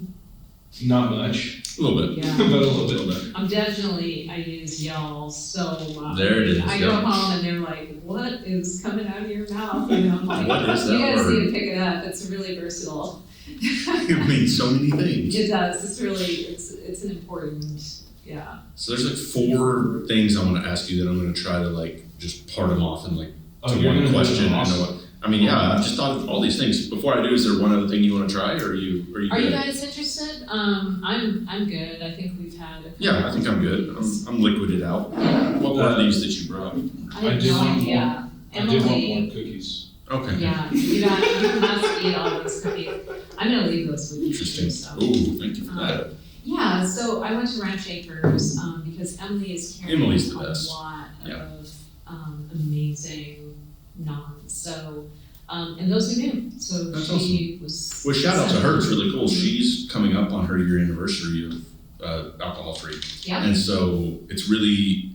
I feel like it's really unique to see a liquor store owner that is in that world, but then also, I mean, like a whole shelf is non-alcoholic cocktails Yeah. or beers or whatever. It's really cool. Well, she Yeah. has a certain. I mean, her skills just grew. Tenfold Mm-hmm. because she already has like all the wine knowledge. Yep. And all the liquor knowledge. Now she's opened it up to even Yeah. more knowledge, which is amazing for her. It really is. All right, I'm gonna first with my 4-part question. Which of your tattoos means the most to you? Oh, I love them all Yeah. equally. No, I think my beat, this one. That's here, really cool. It's a golden beat. It covers my forearm. What's behind it? Nasturtium flowers, Cool. and nasturtiums are my favorite flower. That's of course, awesome. Yeah. But then I have also a little pea. Oh, that's And cool. this is in honor of my very close friend, Teresa Pankey, 3 peas in a pod. So There you go. she kept telling me, you don't have me on there. So you got that taken care of. I got some peas, but yeah. Yeah, that's awesome. All right, part 2. You mentioned how often the menu can change at Farm Bar. Mhm. What's the process for someone for getting a new dish on the menu? Like, what's that creative process? You know, if Austin makes it, Yeah. how many people have to taste it, approve it? Like, what's the process of changing the menu? Yeah, it has to make sense. I mean, there has to be a why. First, it has to prove that it's been kind of raised in Oklahoma, or at least very close by. Like, we would use like rice from Missouri. You know, most of our produce and meat is from Oklahoma, but occasionally if we want to have like rice or, you know, another kind of grain, we might have to use like a regional sort of like Texas or Missouri or Kansas. So the first step is that we have an outline of how we want our menu to look. Okay, so we think that my philosophy around a tasting menu is that when you sit down, if you've gone to a lot of tasting menus and you've had an experience where you haven't gotten enough to eat, that is going to stay with you forever. So a lot of people aren't sure if they're going to get enough to eat. So you give them the first course, and that needs to be sort of substantial. It needs to have fat. It needs to kind of put, well, it's like that first drink. That's right. You know what I mean? It's like where, you know, your eyebrows unfurrow. Right. So that's gotta be the first course. It has to be. You're then relaxed and you're relaxed. not worried anymore. Yeah. Exactly. It has to be that. And then you go into something lighter, you know, so then that would be when so right now what we love is we love to have like a few snacks. So we have like a custard, and then we might have something that has a vegetable in it, or a couple of things with vegetable in it, and it has to be a little bit substantial, but not fill you up.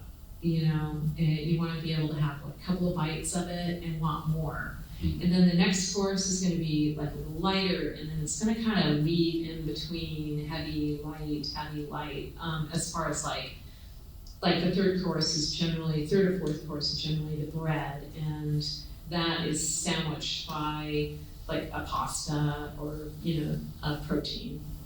So in between that. So, you know, basically just has to prove its worthiness, you know. I mean, we have a menu meeting every week. We look at the ingredients that we have. A lot of, like right now, we have a freezer full of like greens and things that we froze from the summer. So tomatoes, for example, we have a lot of tomato sauce, whole tomatoes that we just like blanched and froze. So I know that's gonna go on the menu.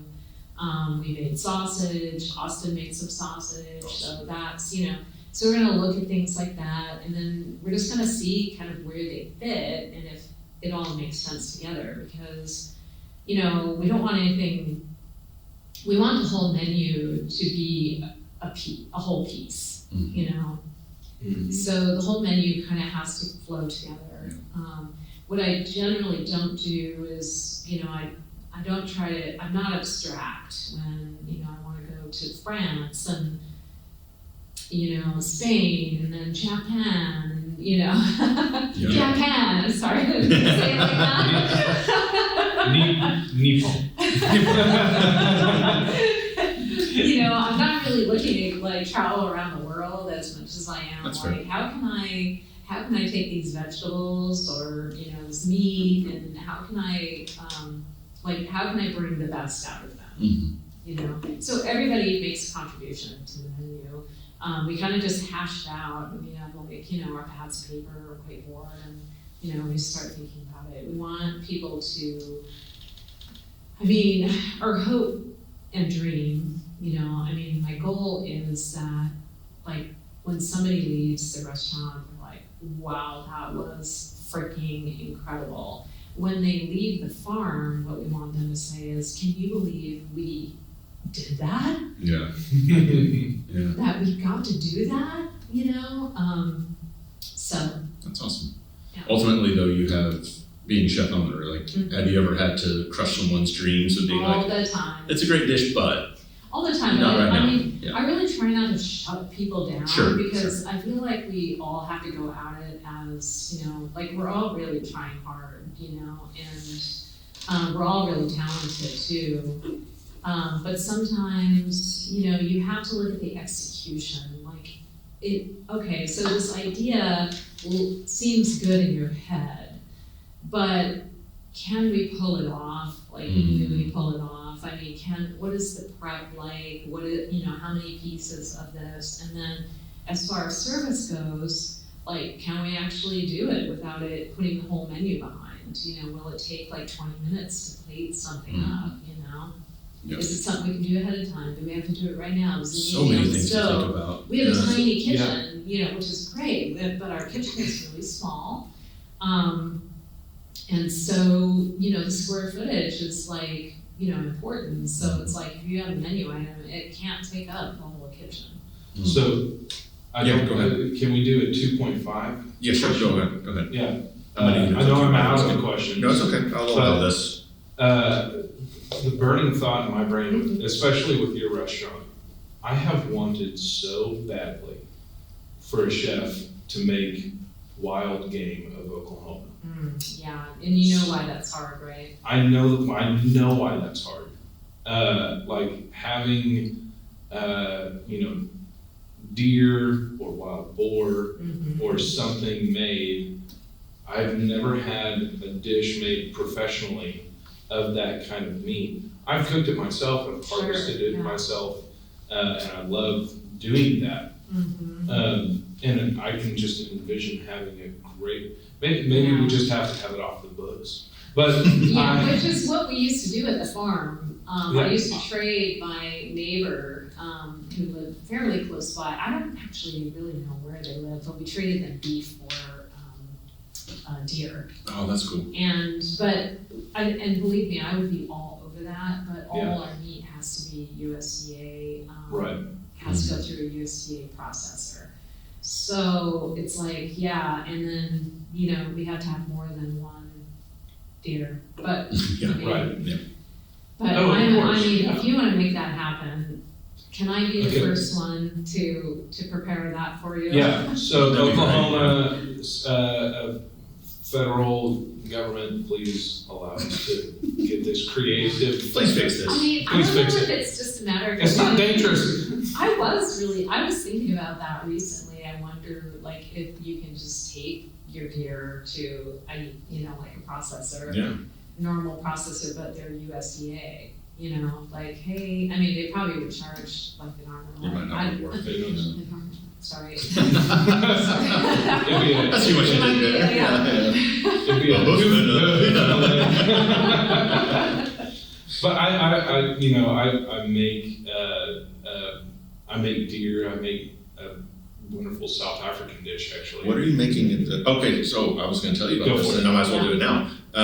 So after every 10th episode, we're doing a special episode at the cabin where we invite all 10, whoever can make it. Maybe not your cabin, but our his cabin. Yeah. But so we'll have a few chefs out there that are going to want to cook things, and then we'll bring non-alcoholic drinks and sit by the fire and just chat for a little bit. So you're more than welcome to come. We'll let you know the date. Yeah, still being determined, but I know you're about to open back up, so it might be difficult, but we'll see if we can make it work. But go ahead and continue. Now you were talking about you prepared all that. I was going to ask you if you're going to cook some of it. I think I will prepare. So it's called poiki, if you've never heard of it. Okay, no. It's a South African dish made in a cauldron pot, and it's a layered stew, and it starts with an onion base so that the meat doesn't sear and cook too hard. But anyways, it's a layered stew with all sorts of different stuff. I will be making that. Yeah. And it's all, the broth is all made by wine or beer or whatever. So, I've always wondered that, and the barriers of why wild game is such a faux pas. I really think it's the only thing is the USDA processor. Yeah. To make it legal to serve in restaurants or resale. I think that's the biggest thing. So somebody get on that. Let's figure it out. All right, we're almost to the finish line. Part 3. Where are you getting your inspiration from right now? What's inspiring you? Right now, nothing quite yet. I'm No? kind of You're getting back into I'm kind of getting back into it. Yeah. I've actually been trying not to think about it. Ooh, nice. So I've been really trying to give my brain a break. Take a little mental vacation. Yeah. That's all I think about. Like I'm always just putting food together. But as far as like other chefs and other restaurants, I really find myself, I know Noma is an amazing place, but and I would love to go there, but I don't necessarily know that I want to try to replicate anything that they do. I think they're on an island all by themselves doing like such amazing things. But I do get a lot of inspiration from Danish chefs in restaurants in Denmark, and I think I really love kind of that Nordic sort of the cleanness of, the two cuisines that I probably love the most is Japanese and Nordic. Interesting. They're both very clean flavors, very straightforward, not, I don't have anything against gravy, but I'm just like... You're about to have a chicken fried steak now. You can't have anything against gravy. So the dish that I was talking about, the poiki, poiki kos is the actual dish. That's Dutch. Okay. It was made by the Dutch in South Africa. Oh, wow. Or invented by. Yeah. So you're speaking right up now. Yeah. So when I think about it, I do, what really does give me inspiration is I think about like blue skies and salty air and, and then I start kind of bringing things into that. Like I have a beat. That's interesting. And I contemplate it. It sounds so. So for you, it doesn't sound ridiculous. But for you, like the cooking part, like the inspiration when it comes to the cooking isn't necessarily, oh, I saw this person make this dish or whatever. It's more naturistic. Is that a word? Yeah, or like, but sometimes it is. Sometimes I see something like there's a restaurant that I love to like creep on their Instagram, and that's Rustic Canyon. And I just like love what I've never been there. Hannah's actually went last night, who's, Oh, I saw her post about that. Yeah. And I was like, if you're going to LA, I need you to go there. Here's my credit card. That's awesome. But I do love like looking through Instagram and getting ideas. I love that Instagram is there for us, to kind of see what other people are doing in the world. It's just like, as culinarians, it just opened up like our world, which is so great, and learning how to make things that maybe we would never have the opportunity to learn how to make. But yeah, I would say that my way of coming up with a menu is a contemplative process. I think about it a lot. I imagine myself sitting at the table, eating it. That's awesome. Yeah. I love that. Yeah, that's the way it should be, I think. That's awesome. All right, last one. We'll let you either get back home or to the restaurant or wherever you're going after this. You mentioned that this was the first time Oklahoma had James Beard nominees, and it showed the progression in the state. Maybe in Tulsa in specific, but maybe not. Maybe Oklahoma as a state or even this region. Where do you see that? What is that next step?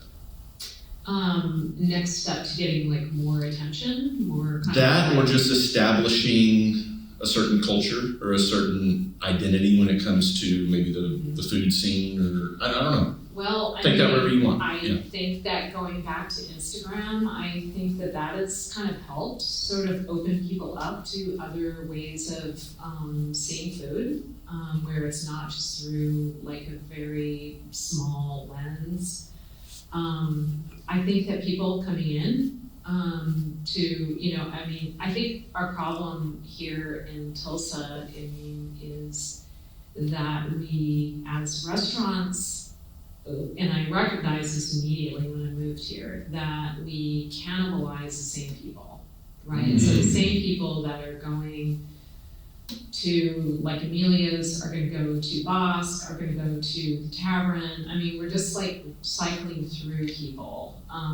Where in Seattle, great point. There is a massive population there. And so restaurants are a little like, like, here's the thing. Here you can stay open even if you're a shitty restaurant. You can stay open for a really long time. But in Seattle, if you're a shitty restaurant, you don't make it. You have to close within like a year or 2 years. And so I think that's been good for people in Oklahoma in the restaurant business because there hasn't been a real transient restaurant scene. So there's been some like hardcore like lifers, you know. I mean, think about Biga, you know. Right. I mean, you know, I have all the respect for, like, if you can keep a restaurant around, man, you have me, you know. I'm just like, I think I'm amazed by that. But the population density isn't what it needs to be in order for the restaurant industry to really, really thrive. Because right now I kind of feel like we're all kind of hustling for the same dollars, you know what I mean? And To churn. Kind of, yeah. And it forces us to be competitive with each other rather than with ourselves. So, and that's where I really try, I try to focus on competing with myself and not really paying attention to anything else that's going on because, you know, I don't want to be like, oh my God, they're doing a wine dinner shit, you know. I don't want to spend. You don't want to be energy. reactionary. No, I can't. Right. That is the biggest way to kill creativity right there. That Is sounds like a comparing. whole other podcast. I mean, Comparing honestly. yourself, right? Yeah. Comparing yourself is exactly how to cut your creativity. I mean, 100%. So, but I welcome people from California that want to come here and spend their money. And, you know, I mean, I'm a business person. So, you know, and also I'm not from here. So I don't have any like ownership, like you can't come to my town. Right. Tulsa. No. Yeah. Come on. Yeah, I want the money to come into town so everybody can kind of relax a little bit. And I mean, you know, COVID, I mean, it helped as many people as it hurt in the restaurant business because some restaurants didn't make it, but some actually were able to stay open because of grants, because of PPP. So, you know, to some degree, you know, COVID maybe helped some restaurants that might have failed, and then, of course, the ones, you know, that didn't make it. Yeah. I mean, any restaurant downtown, I mean, wow. Like, that's rough. When I opened up Farm Bar, I wanted to be in a neighborhood. Smart. Yeah. That was smart. That was awesome. Did you get everything answered that you wanted answered, or Man, we could have a part 2, part 3, part 4, but yes, I did. I just want to thank you for coming out and having a good time with us. Hopefully it was a good time. Yeah, we had a great time. I had a good time. I was preemptively saying that. Yeah, I mean, gosh, you really know my whole life story now. That's what we try to do. Give people a glimpse into. Man, I just opened up, just like, wow. We appreciate you doing that. Tell people where they can make reservations for. Now you said, is the farm opening back up? Are you doing that again? Yeah. Okay. So it's going to be a little bit different. We're going to do like the farm is 4.0. So now that we have Farm Bar, we can actually do more events and catering at the farm, which we weren't able to do before. So, and that's kind of where Trey comes in. He will be, once we get the farm back open, he's going to be more of the farm guy. That's awesome. So, yeah, right up his and alley. I know he is going to love that. Shout out Trey Winkle. Yes. So we'll make an announcement about when we're opening up for reservations. So, but generally, we don't open until like mid-April. Okay. We're open up at Farm Bar now next week, which is going to be, I don't know when this is airing, but I'll probably put it up next week, so it'll be the week that you're hearing it. Yeah. So February is traditionally not a really busy restaurant week. As far as like business goes, usually a pretty slow month for restaurants. So I thought it would be a really great opportunity just to do some fun stuff that's totally self-indulgent. So the first Thursday that we're open, we're doing a chicken fried steak dinner night. Completely indulgent. Yeah, Yep. it's pretty freaking indulgent. I love it. Mashed And very potatoes. Oklahoman. Yeah. You Well, learn quick. here's the thing. I buy whole animals. So, I'll get, a couple of cows, and that comes with 500 pounds of ground beef. Yeah, a lot of ground and, beef, yeah. I have about 200 pounds of tenderized steak, and that's not what people want to see on the tasting menu. That's very I've true. tried Ground to, beef à la mode. I've tried to do things like involtinis and things, but they know what it is. They know. Yeah. It's like, and so I thought, okay. And then the second Wednesday, or actually it's the third Wednesday, we are doing Valentine's weekend on Friday and Saturday. So there's still some seats left for that. And then it's pizza pasta night. So Ooh, there you go. Back to your Italian roots There we go. Yeah, and really that's what Medusa was made on, was pizza and pasta. We had 4 pizzas, 4 pastas, 1 salad, and 2 desserts. Nice and easy. Oh, that's cool. Yeah, and so that formula worked pretty good. So, and it was black. So, and I love making pasta. So I'll be, cranking out some pasta. That's awesome. I can't wait for that. Yeah, and then at the end of the month, burger night. Oh, yeah. So. Oh, that was the best burger. Yeah. That was the last time I was in, right before you guys closed, Uh-huh. I think, for the winter break. Yeah. So that's. Is that when I stood you Yes, it was actually. He's the one that stood me up. Yeah. There was just an empty. I know. I was like, just a sad moment. I was in my feels. We put like a little glass and a plate Yep. with some food on Man, it. yeah. Yeah, asshole. I never talked to you about I'm that. You did sorry. stand me up. I forgot about that. Maybe I shouldn't have brought it up. I know. Dang it. Now I'm going to have to go to therapy. Oh, No. okay. But we take, I know a good office. Oh, sweet. There we go. we do take reservations through Talk. That's, TOCK. And I think the last time I looked at your Instagram, there was a link to Yeah. the reservations Yeah. in the bio, right? Yeah. There you go. All right. Well, thank you guys. Thank you. Thanks for the cookies. My waistline won't say thank you, but Yeah. thanks, Oh, thanks they're I'm gonna diet keep on eating cookies. They're diet cookies. Oh, They even go with the better. non-alcoholic. There we go. Look how thin they are. I know, they're great. They can't hold much. Yeah, I know. it's like a third of a real cookie. Yeah. We'll let you get out of here. Thanks so much for doing this. Absolutely. We'll be right back after the break. And that was Lisa Becklund, and she's now one of our favorite people. I mean, she already was one of mine, but she's fantastic. Man. Cheers, buddy. Cheers.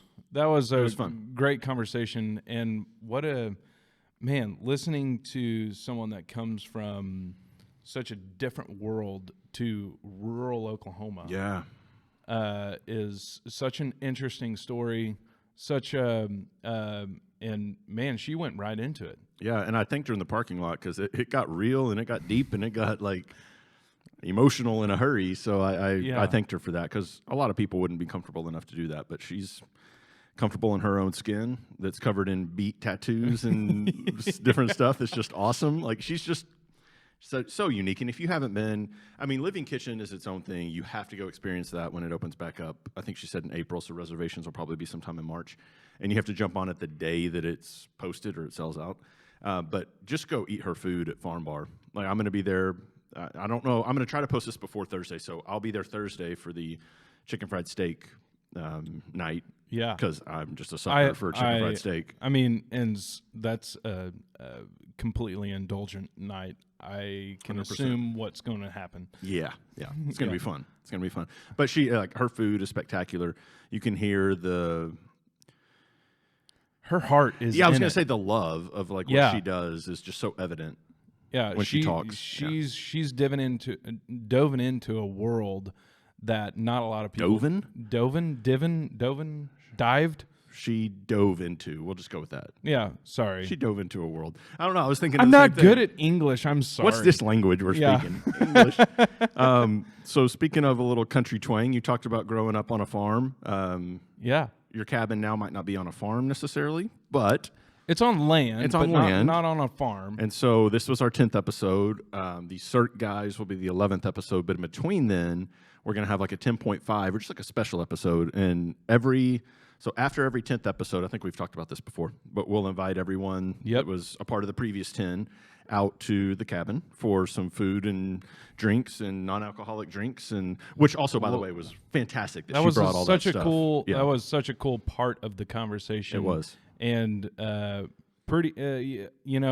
opened up my mind to a previous conversation with my team and what really needs to be provided to not only the community that we're making a beer for, but also what their friends might be wanting. And But back to, I squirreled off there. But yeah, so the next episode, the next time you see us, we'll be out at El Cabon.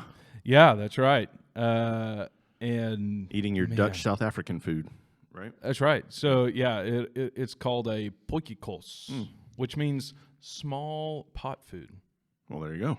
In direct translation. What other kind of translation is there? So yeah, thank you guys for tuning in. I hope you enjoyed it as much as we did. One more time, cheers to you. Cheers. And we'll see you all at the cabin on the next episode.